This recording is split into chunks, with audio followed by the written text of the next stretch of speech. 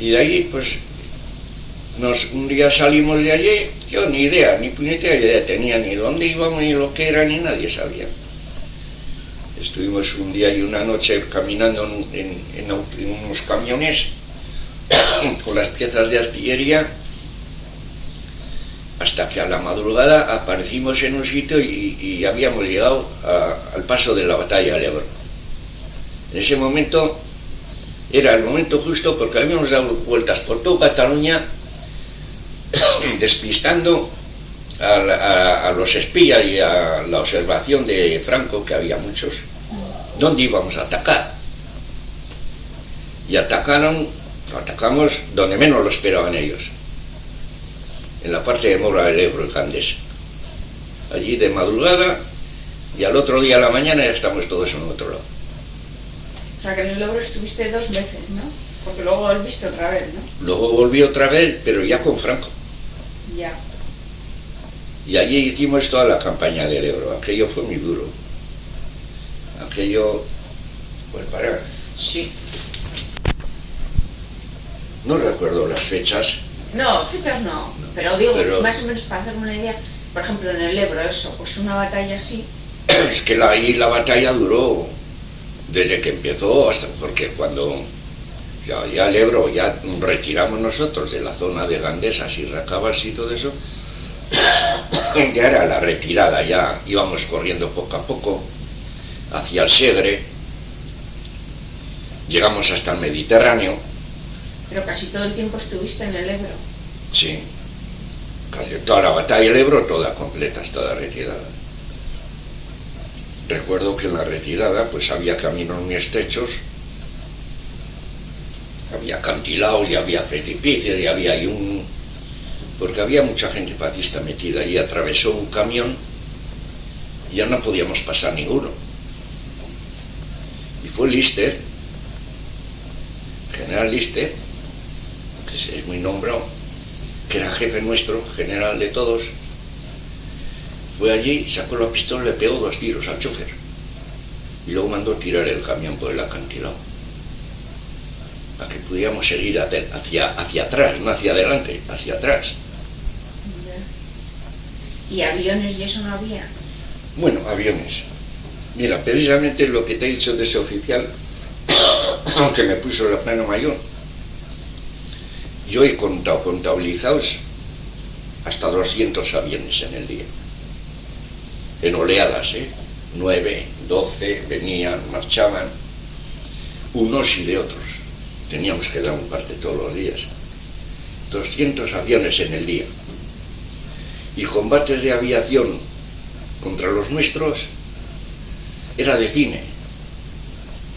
Como veía los aviones ahí, los moscas y los moscas, los ratas, los katiuskas, los Messerschmitt que eran alemanes, los Fiat que eran italianos, pero volatines, y veías caer ese valle.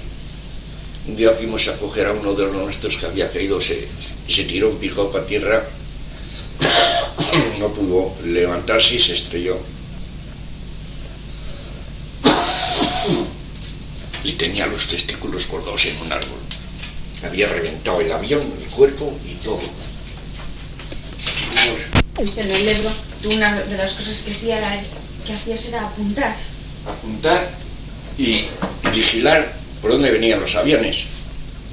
Estábamos en un alto con Marchanda, ¿no? Y luego era una llanada y por ahí pasaban los aviones por bajo para arrimarse al puente, porque nosotros teníamos que cuidar que no bombardeasen los puentes que habíamos hecho. ¿Entiendes? Para que pasaran las tropas. Ir y venir, y en fin, avituallamientos, heridos.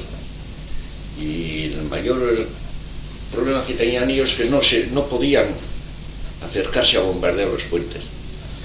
Y nosotros, con la ladera de abajo, desde una alturita como Archanda o lo menos, teníamos alrededor todo lleno de agujeros y eran bombas.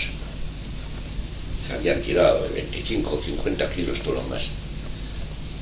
Incluso tiraban incendiarias y luego tiraban hasta las barras. Iban enganchados en una barra, 10 o 12 bombas, iban saliendo y luego le daban un aparato y caía la barra, y era de aluminio. Y nos dijeron que lo recogiéramos porque a los niños hacía falta. Recogíamos barras de aquella, pero aquello era de imponer.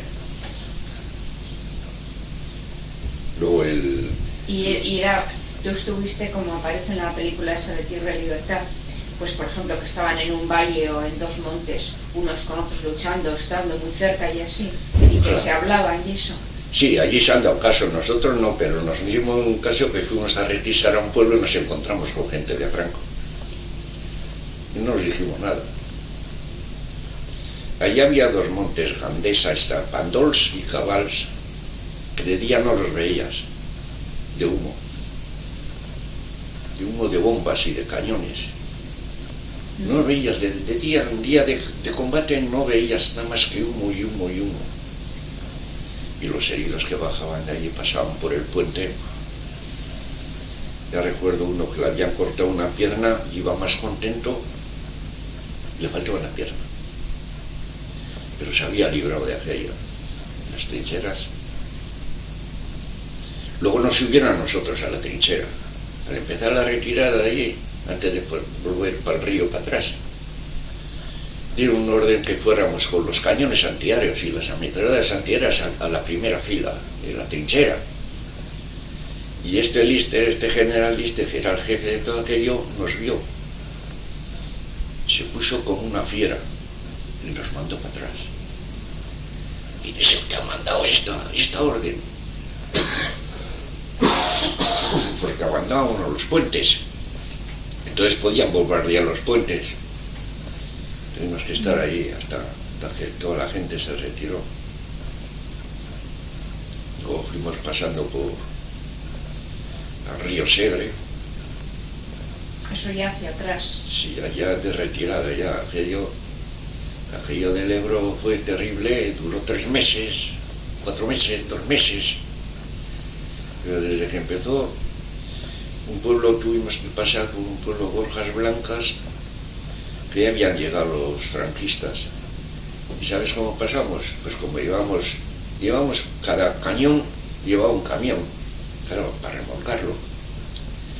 Y unas ametralladoras antiaéreas de 4 cañones que eran rusas, Máximo. Pues pusieron una ametralladora en el primer camión. Esos iban sobre plataforma de camión, ¿eh? Los otros no, los otros eran cañones grandes que iban a remolque. Pusieron unas ametralladoras delante, otras en el medio y otras atrás. ¿Tú sabes lo que es unas ametralladoras, 4 cañones además de eso? Y pasamos por medio del pueblo y todos los de Franco se quedaron así asustados, corriendo todos, y logramos pasar. Por cierto, que ese teniente que me cogió cariño pasó corriendo con un teléfono portátil de campaña. Me dijeron, ha pasado corriendo él a pie con un teléfono portátil de campaña. Luego fuimos a la parte de Tarragona, al río Segre.